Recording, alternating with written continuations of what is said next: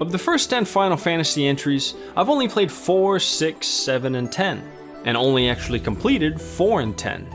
So while I grew up with them throughout my childhood and immersed myself into their worlds, I've never experienced the entirety of their journeys. Whatever themes they were presenting and ideas they were challenging were lost on my naive and vacuous mind. So with the Pixel Remaster, I thought it'd be a good idea to run through the series. Not only for the sake of nostalgia, but to catch up on what I've been missing out on over the years. And while the Pixel Remaster contains slight changes to names and objects to unify the series, or slight balance tweaks, they don't impact the overall themes. The original story remains intact, which is perfect for our intentions. With that in mind, let's run through and take a fresh look at the themes of the legendary first entry that started it all. Today, we're fighting in Final Fantasy.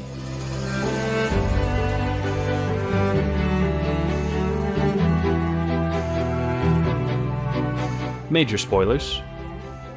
Legends are tales of unimaginable greatness, often exaggerated fables. Legacy is something inherited from a predecessor, or the effects resulting from a great deed of the past. Let's get to it.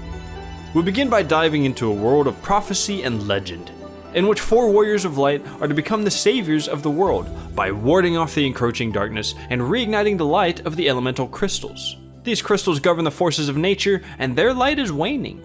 It's up to us, the Lightbringers, to restore them to their former glory and bring peace to the land once again.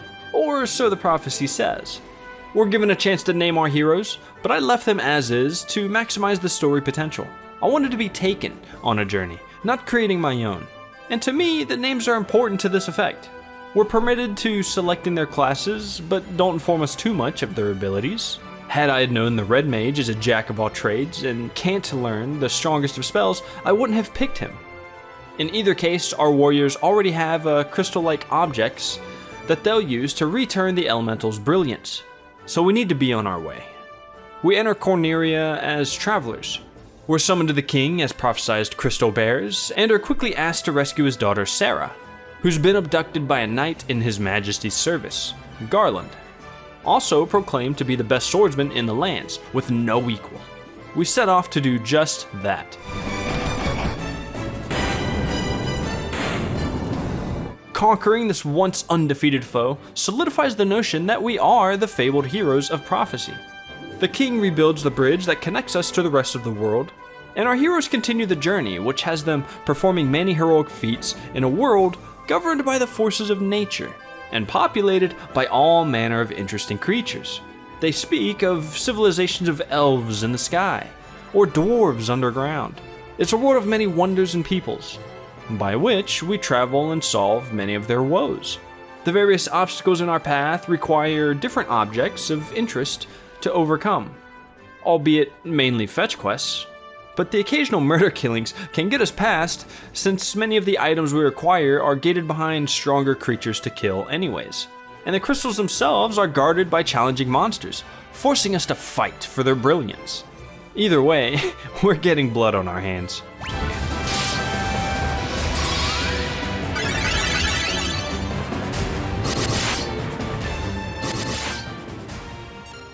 As we're exploring, we'll eventually meet these demands for items, but it doesn't take a lot of guesswork when determining where to go next. If we are a bit lost, the people hold valuable information, and they're happy to share. So we're really encouraged to engage with the townfolk, which finds us learning more about the world and lore. Traveling through this world will already feel familiar to the fans of the series. It opens up when we obtain our first ship. It's acquired by thrashing some pirates and indirectly inspiring the local population, in which the pirate himself has changed his attitude after a well-deserved ass-beating. The airship is also gained later on by using the Levistone in the desert, gained by killing a demon. The pathways unlocked by these vehicles also hit roadblocks of the sort. They're blocked by the landscape, mountains, or forests, which I always found is a natural way of controlling player movement, aside from quest item restrictions. Like obtaining a mystic key to a treasure chest held by the Kingdom of Corneria, which contains nitro powder, we then use to blow our way out to the Central Sea, unlocking travel to the rest of the world. It's creative, and we're literally exploding our way out of this lake to continue our journey. A journey that sees us double-crossed by the dark elf Astos in a ruined castle, as he impersonates a king of the West, returning a blind mage's eye, reviving the prince of a destroyed kingdom, barter and fairies, learning the language of the fabled Lufenians to gain access to the floating castle, and even meeting some dragons, who are more than meets the eye. Also, navigating the treacherous underground. This is some bullshit. As a side note, we went through so much trouble to acquire this ruby for the golem to let us pass, and he just eats the shit right in front of us and goes away. He wouldn't let us pass to save the world, but instead wanted to flex on us. The game's not without its charm. This world-class adventure is all a means to an end.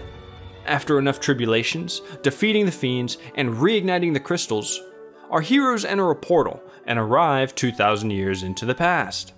Here they encounter Garland once again. Turns out that as he was defeated during our first encounter at the beginning of the game, the fiends sent him back in time to save him.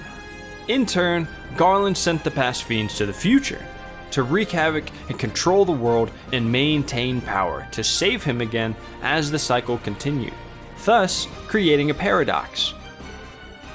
Ultimately, we defeat Garland again, this time in the past, ensuring that he can't send the fiends forward, disrupting the cycle, thus ending our hero's journey and bringing forth a new era of peace. This time loop at the end really brought it home for me. I didn't really expect this to take part. The legends that foretold our arrival are told because of our successes in the past. Because we defeated the four fiends, the future timeline enjoyed peace and restoration. The warriors have fulfilled their prophecy, a prophecy that was set into motion by their very actions. But what does all this have to do with legacy? Everything. Here we have four individuals traveling across the realms, touching with the townsfolk and helping with their issues. Then they're fighting the great evils of the world and ultimately putting themselves at great risk to break the cycle. All for those they barely know, for reasons their own. This is definitively legendary behavior. Final Fantasy explores the themes of legend and legacy with the use and appreciation of high fantasy, and by putting us into the shoes of the Warriors of Light. The journey we experience shows us that the elements of the world are subject to abuse, and it's when the forces of power are abused for gain or misused, by Garland in this case, the monsters arise and wreak havoc on the world, actions that have consequences across time. The characters we inhabit are rather vague. They're noted as travelers, so it can be anyone, but the prophecy implies we have to be of specially selected origin.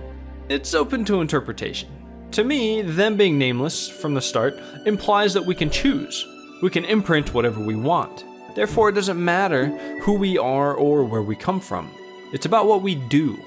The warriors don't speak or seem to have personalities of their own. It's up to the player to assume the role. And even though their future is predetermined, it doesn't make the messaging of legacy any less important. It's a story about valuing legends, legacy, and cycles, unified through time and historical appreciation. Garland's legacy is that of torment. Ours will be of reignition.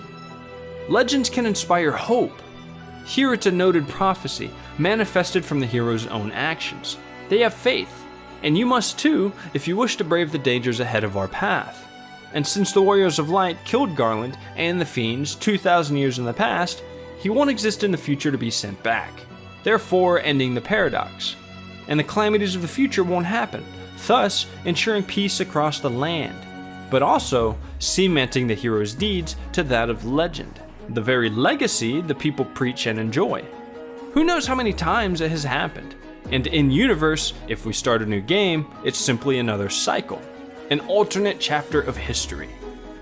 Despite its bare-bones nature and rather simple story, we can glean meaning from the hero's journey. To me, it provides a reasonable moment for introspection. What cycles do we want to break? What legacy do we want to leave? And what are the scales of time we're dealing with associated to those that we want to affect? What are some legacies that we benefit from now, or suffer? And what are some paths we can take to affect the outcome of our own journeys? Perhaps maybe we can write our own prophecies to fulfill.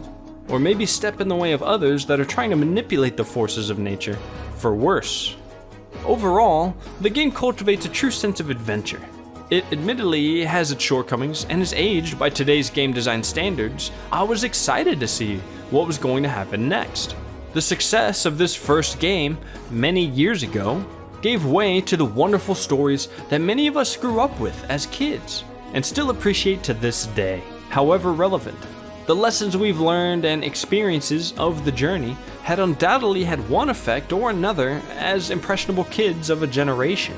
So it's important to understand that we may have never had those titles, if not for the legacy of the original Final Fantasy.